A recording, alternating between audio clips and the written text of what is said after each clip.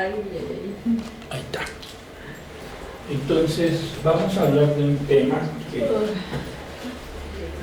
no tiene un nombre que yo le haya definido antes, pero el día de hoy se me ocurre que le vamos a poner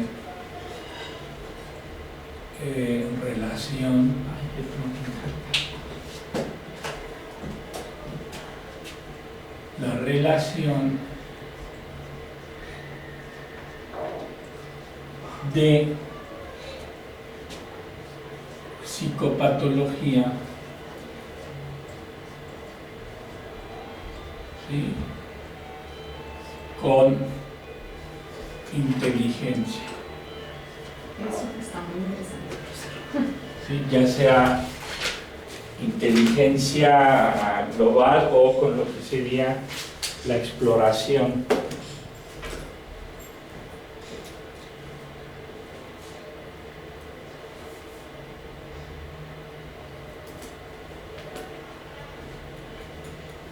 Ay, es un día.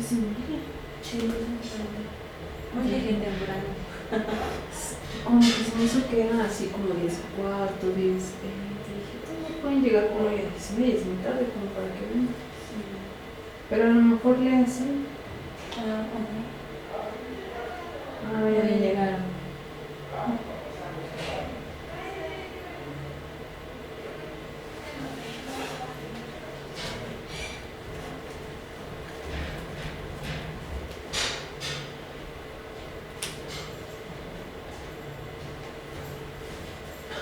Los sí están muy pequeños. Los ven, los imagino y digo, Que no ha llegado por mí porque no se ha quedado bien.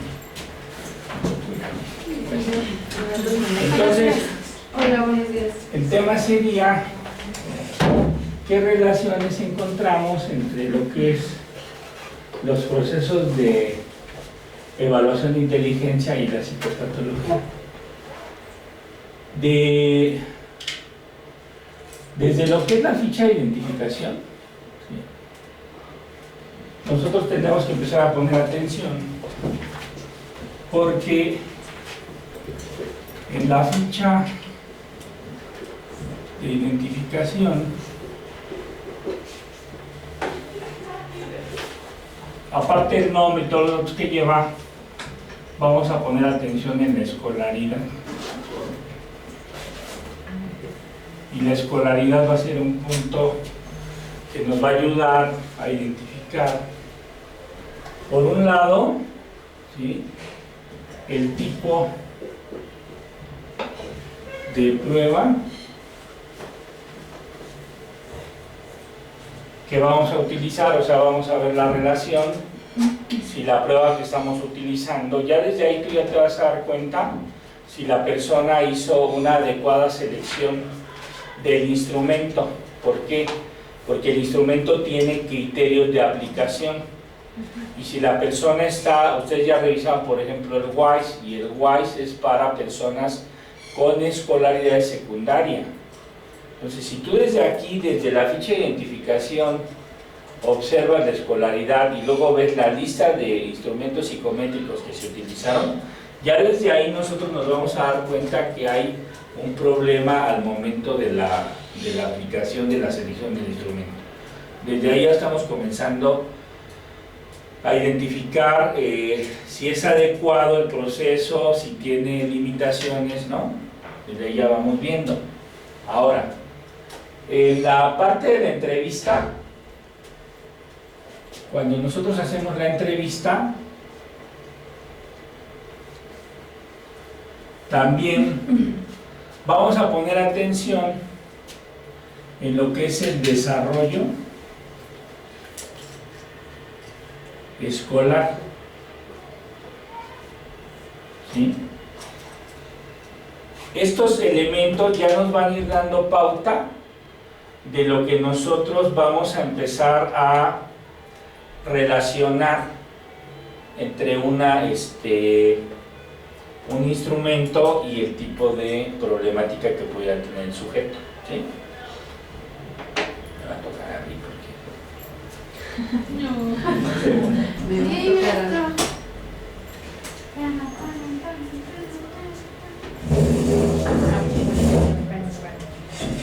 Se comió bien el cabello así. Sí,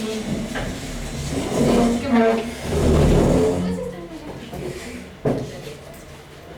Ya conversando que Ya vieron, el señor se comió.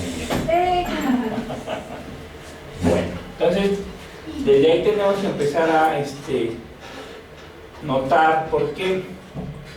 Porque nosotros vamos a tener resultados, ¿sí?, del área de inteligencia. Entonces vayan viendo cómo se va estableciendo la relación cuando ya hacemos la interpretación, ¿sí?, de todo el proceso de evaluación. O sea, tienes un dato que es ¿qué escolaridad tiene el sujeto que estoy evaluando? ¿Cómo son sus antecedentes de desarrollo escolar? ¿Sí? ¿Y qué resultados estoy obteniendo yo en su evaluación? Esos tres elementos van a ser muy importantes para ir nosotros dirigiendo lo que va a ser el psicodiagnóstico derivado del proceso de exploración psicológica, de exploración de inteligencia, cómo se vincula, ¿sí? Entonces ahí tenemos tres apartados que son muy importantes. Otro elemento que tendríamos que tomar en cuenta en la entrevista es si el sujeto ha tenido a lo largo de su desarrollo, en algún momento de su etapa de vida, algún accidente cerebral. ¿Sí? ¿Por qué? Porque entonces vamos a hacer esa correlación para ver qué es lo que ha venido pasando con el sujeto, ¿sí? Entonces aquí también voy a ver, ¿sí?, antecedentes de accidentes, pero que impliquen funciones cerebrales, o sea, algún accidente donde quede inconsciente, ¿no? Un golpe en donde no quedó inconsciente, o sea, y para ver si hay alguna secuela en ese sentido. Cuando nosotros ya vamos haciendo la interpretación, entonces tenemos que tomar en cuenta toda esa esfera global de lo que hemos estado evaluando con el paciente. Ahí es donde ya vamos a empezar a notar qué es lo que está pasando con este paciente, ¿sí? Claro que vamos a revisar que nosotros tenemos que explorar tres áreas fundamentales. Vamos a explorar procesos de inteligencia, vamos a explorar el área neuropsicológica o también neurocognitiva, que es lo que va a seguir para la próxima sesión, y vamos a explorar el área, ¿sí?, que le vamos a llamar de personalidad, o en niños se le llama socioafectiva, pero que implica la evaluación de rasgo estado. Entonces tenemos tres áreas que vamos a ir vinculando para poder establecer nuestro psicodiagnóstico.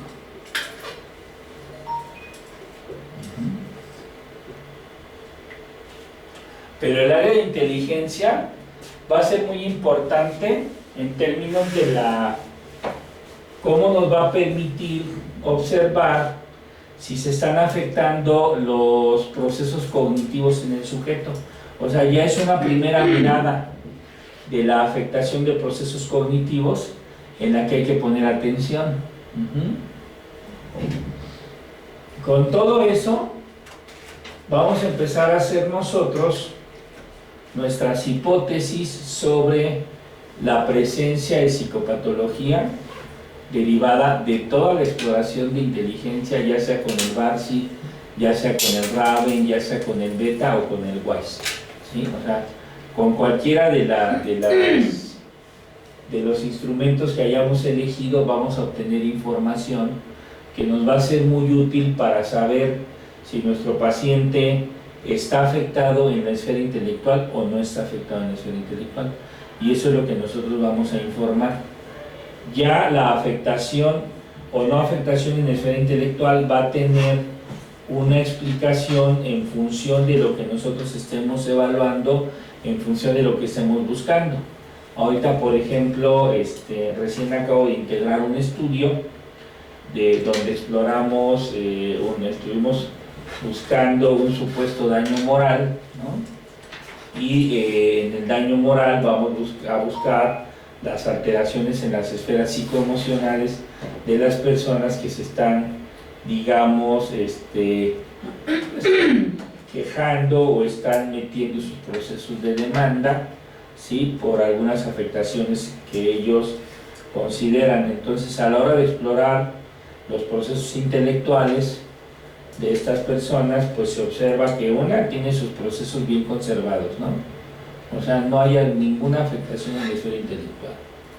Y la primera, que es digamos, el sujeto más implicado, más afectado, sí tiene ciertas fallas a nivel de procesos intelectuales, pero que son atribuidos al estado afectivo.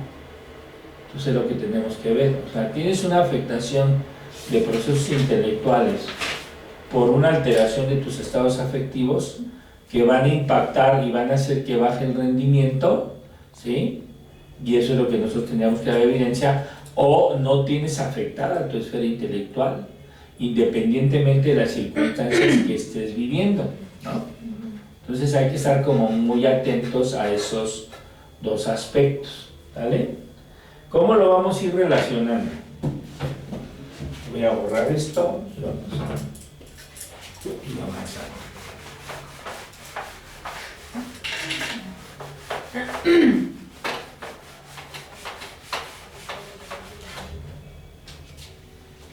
Cuando hablamos de la esfera intelectual o del área intelectual, entramos con el constructo de inteligencia.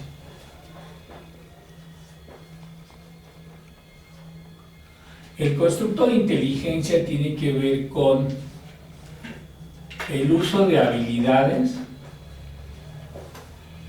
¿sí?, para resolver problemas de vida cotidiana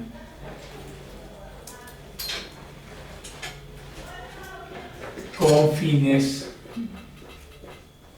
adaptativos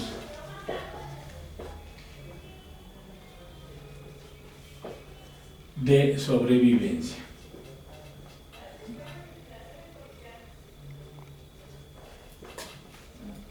Eso es la inteligencia. O sea, cómo nosotros tenemos que desplegar cierto tipo de habilidades para poder resolver los problemas que nos enfrentan en el contexto cotidiano, que nos van a permitir seguir avanzando y sobreviviendo, ¿sí? En términos de proceso, estamos hablando de solución de problemas, ¿sí? Entonces, la solución de problemas, en términos de proceso cognitivo,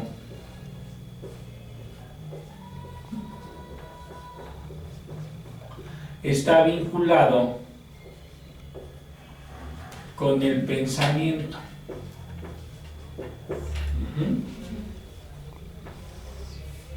Entonces, la manera de explorar los procesos intelectuales, ¿sí?, para fines, digamos, ya sea de desarrollos de escalas o de desarrollos de paradigmas, de modelos paradigmáticos, vamos a tomar el pensamiento como un modelo que nos va a permitir acercarnos a la exploración de los procesos intelectuales en términos de la solución de problemas, ¿sí?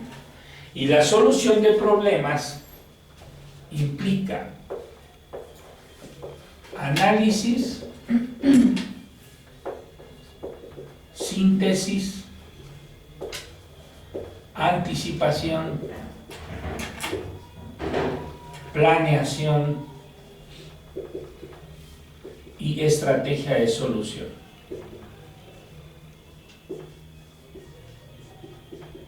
Eso es la solución de problemas y estos elementos entran en juego cuando estamos analizando el proceso del pensamiento, ¿sí?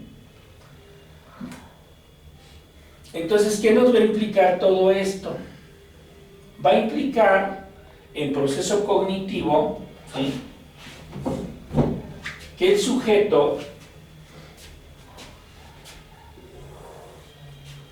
tiene que mantener la atención. Por eso es muy importante la exploración neuropsicológica, aunque no seamos neuropsicólogos, porque la atención está regulada por la formación reticular del sistema nervioso central, ¿sí?, que es el que nos da la capacidad de alerta. Entonces, si el sujeto es capaz de fijar atención, focalizar la atención, por lo menos a nivel de tallo cerebral, la información reticular no tiene problema, ¿sí? Si tuviera algún problema en la exploración neuropsicológica se van a dar cuenta, pero también aquí, si el paciente tuviera algún problema para focalizar la atención, nosotros nos daríamos cuenta, ¿sí? Tengo una paciente, tiene 17 años, y entonces lo que ella me dice es que le cuesta mucho trabajo mantener la atención, ¿sí?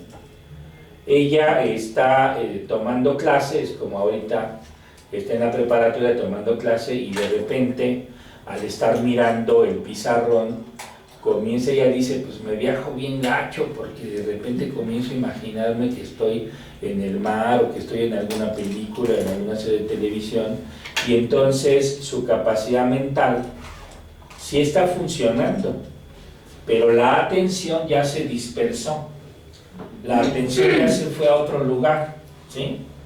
Ya no está en este momento, sino que ya su proceso cognitivo jaló la atención a otra cosa, y cuando ya ella recupera la atención, ya terminó la clase. Entonces ya no pescó nada de lo que estuvieron atendiendo, ¿sí? Con ella, ¿qué hay que hacer? Vamos a hacer un diagnóstico diferencial, porque necesito ver si su problema es de orden neuropsicológico o es de orden psicótico, ¿sí?, que va más o menos de la mano, ¿sí? ¿Por qué? Porque finalmente los planteamientos de la psicosis tienen planteamientos hipotéticos teóricos sobre alguna afectación a nivel cerebral, pero a nivel cerebral vamos a tener dos hipótesis, ¿sí? Lo que explora la neuropsicología, que lo van a ver con Margarita la próxima semana, va a explorar el funcionamiento estructural, ¿sí? O sea, tenemos un cerebrito, ¿no?, ¿sí?, con su tronco cerebral, y entonces la neuropsicología va a ver qué está pasando a nivel frontal, va a ver qué está pasando a nivel parietal, va a ver qué está pasando a nivel temporal o a nivel occipital, ¿sí? Entonces, cómo está funcionando, y luego cómo está funcionando la formación reticular, ¿sí? Porque si hay alguna falla en alguna de estas estructuras, entonces vamos a tener un problema de atención, ¿sí? Pero la psiquiatría te dice que el problema es con el botón sináptico, a nivel de neurotransmisión. Entonces, esta es una hipótesis molar, o sea, macro, y esta es una hipótesis molecular. ¿Qué es lo que trabaja la psiquiatría? La psiquiatría va a trabajar alguna sustancia que es un neurotransmisor, ¿sí? Van a proporcionar con un medicamento, con una pastilla, que va a entrar al sistema, ¿sí?, al organismo, y bueno, se va a metabolizar en el hígado, y bueno, pues así entonces se supone que el hígado metaboliza, entra al flujo sanguíneo, y entonces tienen que buscar la cantidad de neurotransmisor que está en sus hipótesis. ¿Cuáles son sus hipótesis? Porque estamos hablando de transmisión. Entonces puede ser déficit o exceso, ¿no? Entonces tienen que ver cómo van a poner cierta sustancia que haga que la sustancia que está faltando se genere más, ¿sí? O que haga que la sustancia se diluya. Tienen que buscarse la hipótesis para ver entonces cómo esta niña que está escuchando la clase de repente cambia su foco de atención, ¿sí? Entonces las hipótesis de lo que nosotros vamos a manejar, como no somos psiquiatras, lo que tenemos es esto. ¿Qué va pasando? Entonces vamos a ver si ella tiene una falla a nivel frontal, o tiene una falla a nivel occipital, porque de repente se dispersa y se pone a imaginar, o sea, está activando imaginación, que tiene que ver con lóbulos frontales, y luego se está yendo, ¿sí?, a otro tipo de situaciones que tenemos que nosotros observar. Si el sujeto mantiene la atención por un lapso de tiempo razonable, entonces va a lograr la concentración. ¿Sí? Si la persona logra concentrarse de manera apropiada, entonces va a tener capacidad para fijar una huella de memoria. ¿Sí? Pues vean lo importante que es que nosotros tengamos una cierta información de lo que es el funcionamiento neuropsicológico para poder observar, porque vamos a hacer diagnóstico diferencial, ¿sí? Por un lado tenemos el funcionamiento de los procesos cognitivos, pero también los procesos cognitivos tienen un sustrato neuropsicológico que va a dar la pauta para determinar si la falla que está teniendo en los procesos está derivada de una alteración neuropsicológica o de una alteración psicológica. Y si hablamos de lo psicológico, vamos a entrar al terreno de la motivación.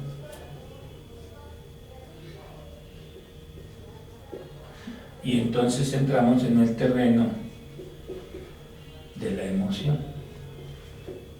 ¿Sí? Y también va relacionado con esto, porque la emoción tiene un sustrato neuropsicológico a nivel del sistema límbico. ¿Sí? Pero, ¿sí?, si tú haces una exploración neuropsicológica y no hay falla significativa, entonces la disminución de procesos intelectuales va a estar afectada por la emoción. Y ahí es donde empezamos a hacer nuestro diagnóstico diferencial. La psicología, o sea, los modos que tenemos de explorar en psicología son comparativos. Lo que hacemos es psicología comparada, ¿sí? Entonces, ¿contra qué voy a comparar?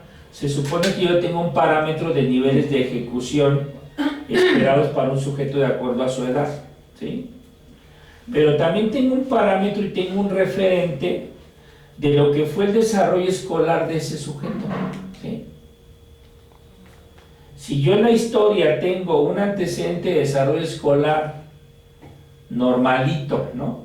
O sea, digamos que el referente más inmediato que tenemos del desarrollo escolar pues son las calificaciones, ¿no? Ya está estudiado y bueno, está demostrado que las calificaciones no son una evidencia contundente de un nivel de aprovechamiento adecuado. Sin embargo, pues es nuestro referente más inmediato de que por lo menos tuviste que desarrollar estrategias y sacar habilidades para resolver ese problema, ¿sí? O sea, de alguna manera tuviste que hacerle. Aquí no lo vamos a ver en términos de que si hacías bien la tarea o no, o si la copiabas. Ese no es el punto. O sea, el punto es que las entregaste y no te reprobaron. Entonces, si tú lograste superar un peldaño a nivel académico, como lo hayas superado, habla de que tuviste que haber hecho uso de habilidades intelectuales para superarlo, ¿sí? Y entonces de alguna manera tuviste que resolver el problema, ¿sí? Ahora ya se sabe que existen múltiples habilidades que vamos a denominar inteligencias múltiples que te van a permitir superar ese problema, ¿sí? No tiene que ser que hayas sido una persona de 10, pero si fuiste una persona de puro 10, aún así, ¿cómo lo hiciste? Entonces, si tú superaste el ámbito académico y llegas a una licenciatura, yo podría hipotetizar que por lo menos tendrás que tener una capacidad intelectual normal, ¿sí? Y ahí comienzan nuestras hipótesis diagnósticas. ¿Por qué? Porque yo tengo un referente de niveles de desempeño académico convencionales, ¿sí? Versus tu historia escolar,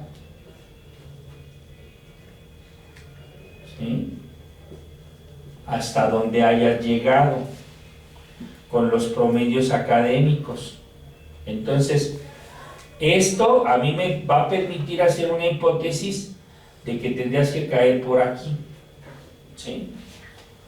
O sea, simplemente si terminaste lo que has terminado, ¿por qué? Porque por eso es importante la entrevista. A lo mejor ya no seguiste estudiando, porque se murió el papá, porque la mamá tuvo que entrar a trabajar, porque tú tuviste que trabajar y te tuviste que salir de la escuela para que tus hermanos los más chicos estudiaran, ¿no? Porque tuviste, vamos a ver cuál fue tu historia. Y entonces ahí nosotros ya estamos observando solución de problemas, uso de habilidades, y que hayas llegado a la secundaria no significa que tengas una baja capacidad intelectual. Que solo hayas estudiado la primaria no significa que tengas baja capacidad intelectual. Necesitamos ver en el corto tiempo que estuviste en ese ámbito académico cómo fue tu desempeño. Y hay personas que dicen, bueno, yo nada más estudié hasta tercero de primaria, pero aprendí a leer, aprendí a escribir, aprendí a hacer cuentas. Te habla de que es una persona que tuvo un buen nivel de desempeño y que si solamente llegó a tercero no fue porque no tuviera capacidad, fue porque la persona, por situaciones que haya enfrentado en su vida, nada más alcanzó ese nivel. Entonces, ¿cómo lo voy a medir? Lo voy a medir con una escala para una persona con baja escolaridad, ¿sí? Pero de todas maneras yo voy a esperar que la persona tenga una capacidad promedio, ¿sí? ¿Por qué? Porque incorporó los aprendizajes suficientes, y si lo mides con el instrumento que le corresponde, obtienes una capacidad promedio. ¿Qué va a pasar si tú en la exploración que haces encuentras que el sujeto está más abajo de su promedio? Que nos caiga por acá, ¿sí? Ahí ya tendrías, o sea, es lo mismo, son hipótesis. Tiene retraso mental porque está más abajo del promedio, habría que checar, ¿no? Por eso tenemos la historia, antecedentes de desarrollo, cómo creció, incluso si tuvo problemas desde el momento de nacer, si tuvo algún problema para llorar, o sea, si hubo falta de oxigenación, si fue posmaduro, o sea, todo eso va a ser un elemento que a nosotros nos va a dar un referente, una búsqueda, una guía para ver por dónde está la bronca del paciente, ¿sí? Entonces, tú vas viendo procesos intelectuales, vas viendo la historia, y con base en eso vas estableciendo el tipo de problemática que pudiéramos presentar en el sujeto, ¿sí? Si una persona a nivel emocional tiene alteraciones en estas áreas afectivas, ¿sí? Entonces las habilidades para resolver el problema no desaparecen, ¿sí? Pero ¿qué va a pasar? Que el proceso de atención y de concentración va a estar, digamos, dirigido, ¿sí?, por una alteración afectiva.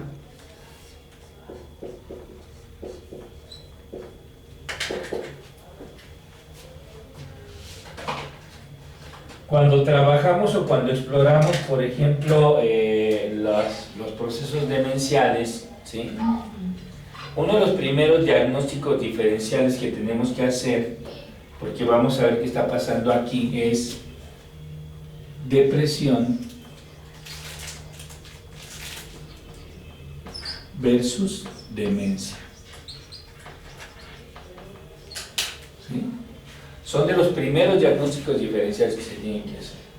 Y generalmente en el grupo de ancianos, en problemas de demencia, vamos a trabajar con un psicogeriatra si te va bien, ¿sí? Y si no, bueno, pues con algún médico que va a hacer lo típico a nivel farmacológico, que es una prueba farmacológica con un antidepresivo, para ver si en el momento en que se le proporcione el antidepresivo, ¿sí? Y vamos a atacar la parte afectiva, entonces el nivel de rendimiento, es decir, la implementación de las habilidades para resolver los problemas, tendría que elevarse a un nivel convencional, ¿sí?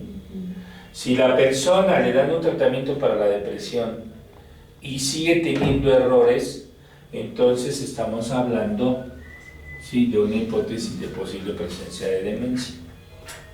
¿Cómo nos vamos a ir dando cuenta? Si estamos explorando procesos intelectuales, ¿sí?, lo que va a pasar con un sujeto que se encuentra depresivo, y ese va a ser, digamos, ya nuestro proceso de diagnóstico diferencial. ¿Sí? Un paciente depresivo, ¿sí?,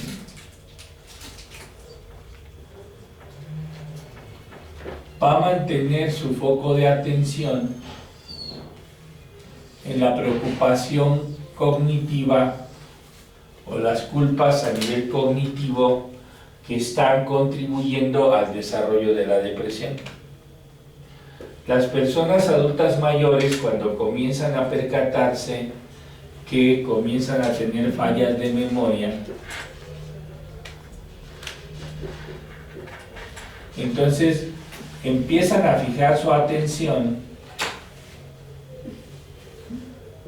en esa falla de memoria, ¿sí?, y poner la atención en la falla de memoria se convierte en una trampa. ¿Por qué?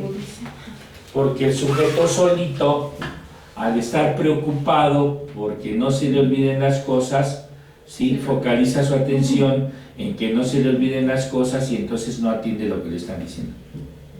¿Sí? Entonces es una trampa que le pasa muy común a los adultos mayores cuando están empezando a olvidar cosas. ¿Sí? ¿Por qué? Porque en el rubro del adulto mayor, una de las principales preocupaciones tiene que ver con que no quieren envejecer. O sea, dentro de los grandes temores del ser humano, ¿sí?, tenemos tres fundamentales. Uno de ellos es envejecer. No queremos envejecer porque envejecer es la última etapa de la vida y ya no tienes una etapa más y lo que sigue es la muerte. Y ese es otro problema fundamental del ser humano. Estamos diseñados para vivir, no para morir. Entonces no queremos morir. Entonces si te vas a envejecer, lo que sigue es la muerte y ya tienes dos preocupaciones. Y la otra preocupación es la locura. O sea, vas a vincular que vas a envejecer, te vas a morir, pero aparte no quieres estar loco. ¿Sí? Entonces esos tres detalles en lo que es el trabajo con adultos mayores, cuando el adulto mayor cumple 60 años o comienza a tomar conciencia de que ya está en el proceso de envejecimiento, lo primero que se va presentando son procesos depresivos, preocupaciones relacionadas con la vejez, la locura y la muerte. Entonces hay algo que tiene que ver con una disminución de memoria propia del envejecimiento, que no es demencia, y que hace que a las personas se les olviden algunas cosas. Aparte veíamos en la evaluación de procesos intelectuales que en el adulto mayor sí se va a hacer más evidente la identificación cuando vas a resolver problemas nuevos, porque implica el proceso completo de inteligencia fluida. Todo eso va a empezar a generar cierta preocupación a nivel cognitivo y afectivo con el adulto mayor, que va a hacer que el adulto mayor entre en una dinámica como de autosaboteo, donde le preocupa que se le olviden las cosas que se le van a olvidar, y entre más se preocupa, más se le van a olvidar, y entonces va a pensar que se está volviendo loco, que se está demenciando. Y eso afecta entonces su memoria, no es que el proceso de Y eso va a afectar el disminuye. nivel de rendimiento y va a afectar la memoria. Entonces tienes que hacer diagnóstico diferencial. Es un error creer que todos los adultos mayores están deprimidos o que todos los adultos mayores son demenciados. Eso es un prejuicio sobre el envejecimiento. Entonces lo que tenemos que hacer es explorar y conocer estas características donde ya nos van a permitir hacer un diagnóstico diferencial y entonces saber si presenta demencia o no presenta demencia.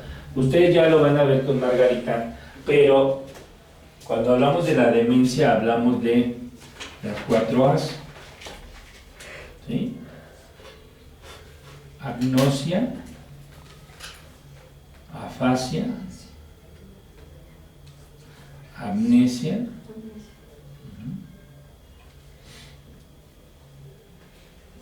y apraxia. Son síndromes neuropsicológicos que se tienen que explorar. Entonces, ¿qué es lo que va a pasar?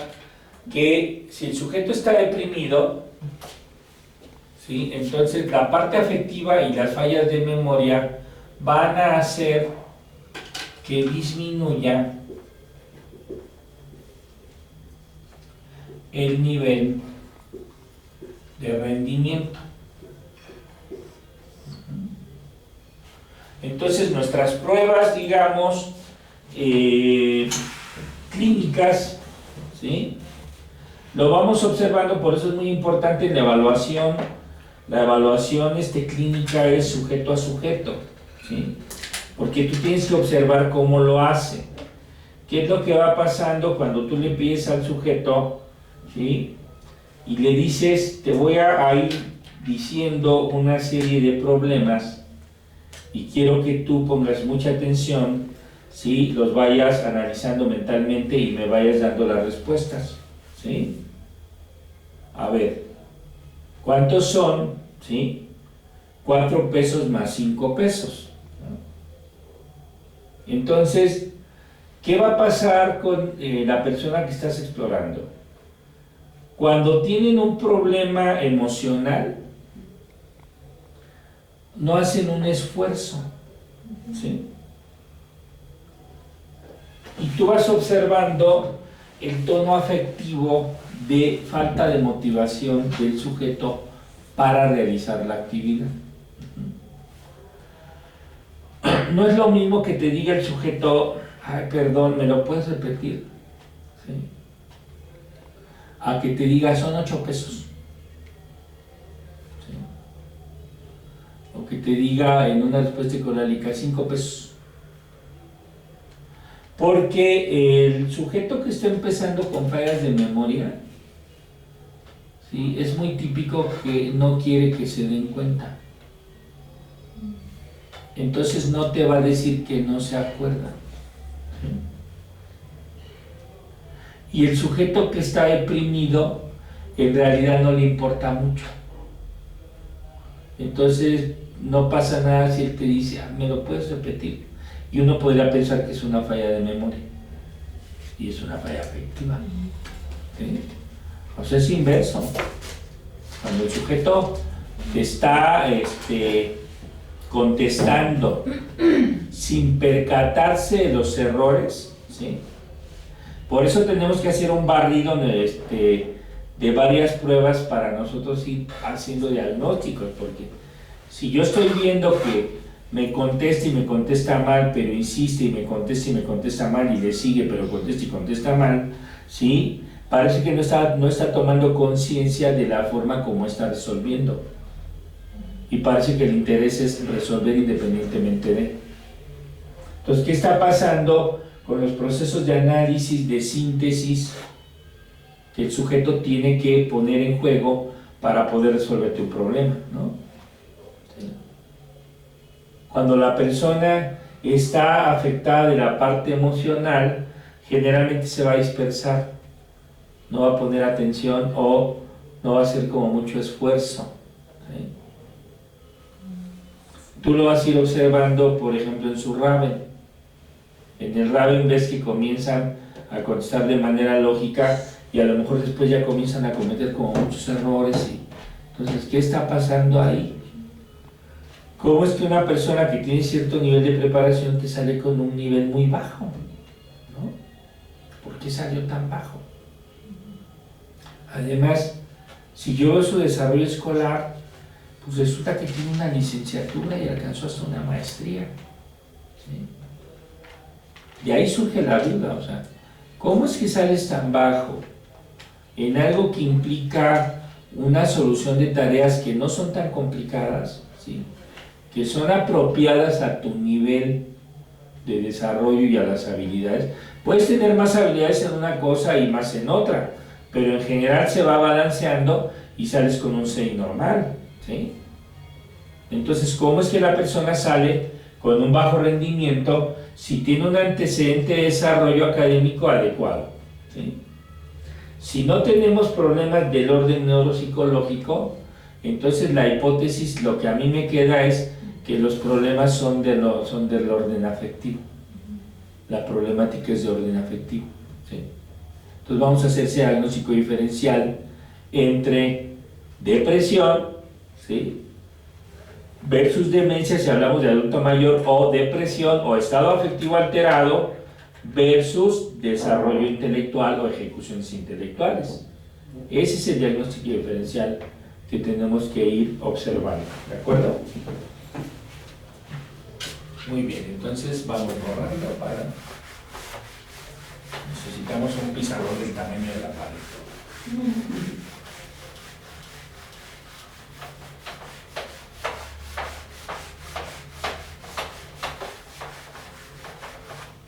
Entonces tengo, ¿sí?, voy a ir comparando para hacer mi diagnóstico diferencial. Entonces tengo antecedentes escolares,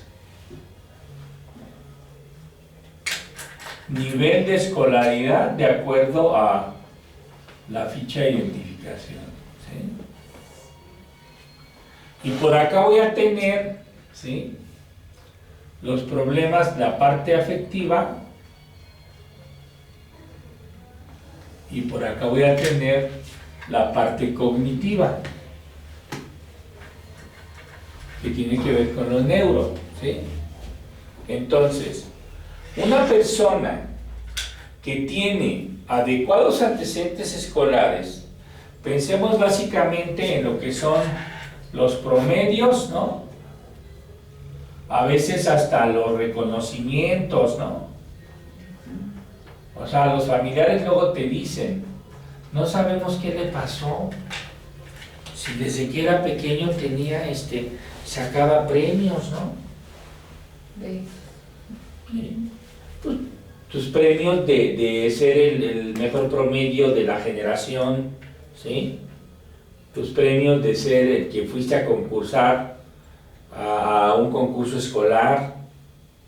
O sea, ¿cómo puede ser que tengas todos esos antecedentes, ¿no? Te titulas y te dan, ¿qué? Mención honorífica, ¿no? Y cosas de ese tipo. Y de repente exploras con un instrumento, ¿sí? Y entonces me vas a salir con un 6 bajo, ¿sí? ¿Qué es lo que está pasando? Si tenemos un problema afectivo, o sea, si la problemática es afectiva, ¿sí?, también va a impactar en cognición, pero ¿cómo? A nivel de atención, a nivel de concentración, a nivel de memoria. Entonces va relacionado, ¿sí? Y tú obtienes un nivel de rendimiento bajo por acá, ¿sí? Entonces hay que ver si no tenemos una problemática de tipo orgánico con lo neuropsicológico, entonces el problema es afectivo. ¿Está bien? Bueno, mira, porque no sé si hay un Juanito.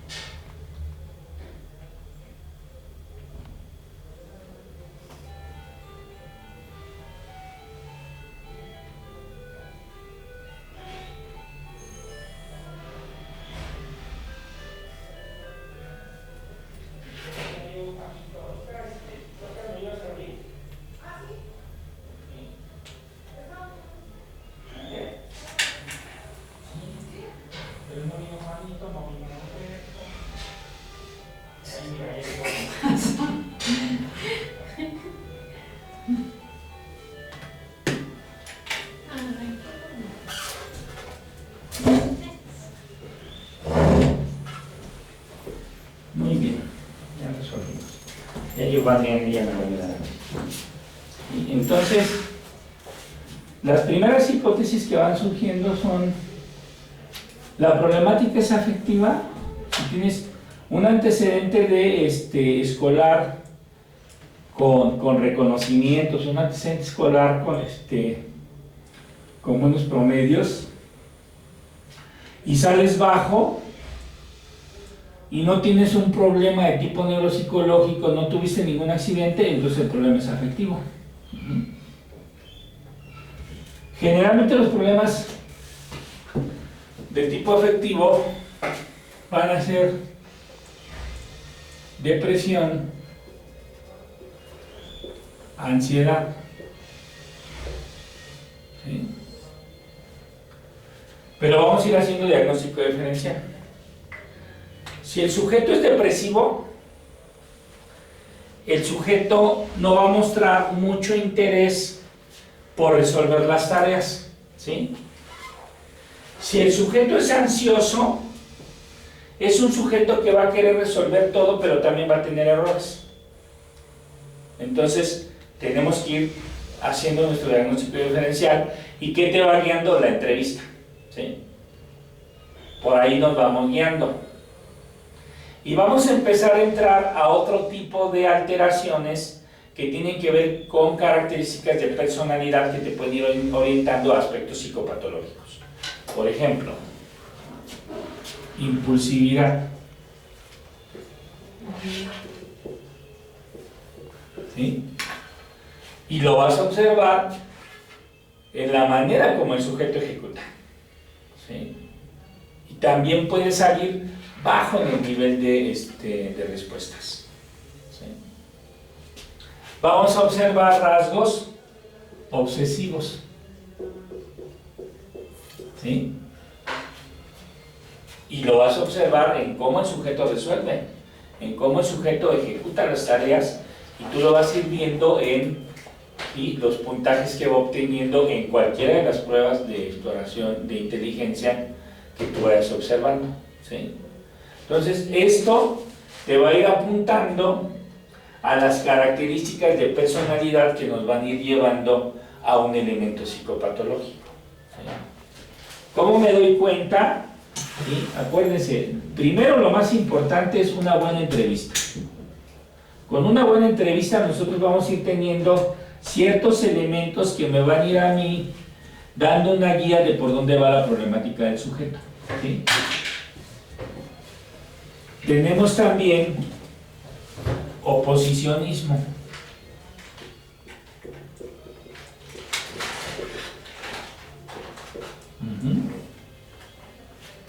Y vamos a ir viendo, ¿sí?, cómo los sujetos van dando los indicadores psicopatológicos en la exploración de procesos de inteligencia. Lo vas a ver a lo largo de todo el proceso de exploración, pero en inteligencia vamos a ir notando ciertas cosas. Narcisismo.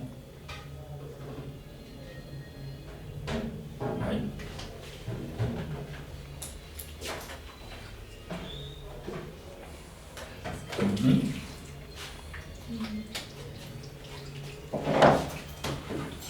Todo lo vamos a ir explorando. Y ahí vamos a ir viendo cómo vamos a ir teniendo indicadores de cada uno. ¿Cómo vamos viendo la parte depresiva? La falta de esfuerzo, la falta de motivación, ¿sí?, las respuestas indiferentes. ¿Sí? Tú vas preguntando, por ejemplo, ¿quién es, por ejemplo, la de inteligencia, ¿no? ¿Sí? ¿Por qué lado sale el sol? Ay, doctor, no me acuerdo. ¿Es falla de memoria? Es una desmotivación. Aparte, acuérdense que la emoción, ¿sí?, o sea, de alguna manera nosotros pues, nos vamos haciendo expertos, o tenemos que ser expertos en todo el aspecto de manejo emocional, ¿no? Entonces tú vas observando el matiz emocional en el sujeto, ¿sí? mismo es su matriz emocional. Y en su matriz emocional tú vas a ver si ¿cuántos son 4 pesos más 5 pesos? Tuve una paciente que cuando le dije, mira, vamos a empezar a hacer algunos ejercicios breves de cálculo mental, ¿sí? Son sencillos, te voy a pedir que pongas atención, yo te voy diciendo un problema y bueno, ya después tú me das la respuesta. Y me dijo, no doctor, yo no sirvo para las matemáticas. Son sencillos, ¿no? O sea, no puedo. A ver, vamos a intentarle, ¿no? ¿Cuántos son 4 pesos más 5 pesos? Una aproximación. No sé. Y se bloqueó, o sea, todo iba bien, gracias. Todo iba bien y pum, que se bloquea. Ansiedad. Es un bloqueo ansioso. O sea, esa pregunta tan simple de 4 pesos más 5 pesos, ¿no la contestó? No. Desde que yo le dije vamos a hacer cálculo mental, me dijo no sirve para las matemáticas. O sea, hasta ahí llegó.